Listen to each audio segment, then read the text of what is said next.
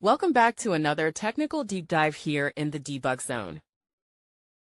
Today, we're tackling a big question and breaking it down with insights from other users. Hopefully, this clears up some misconceptions and helps you get the answer you need. So, buckle up, stay a little curious, and let's jump right in.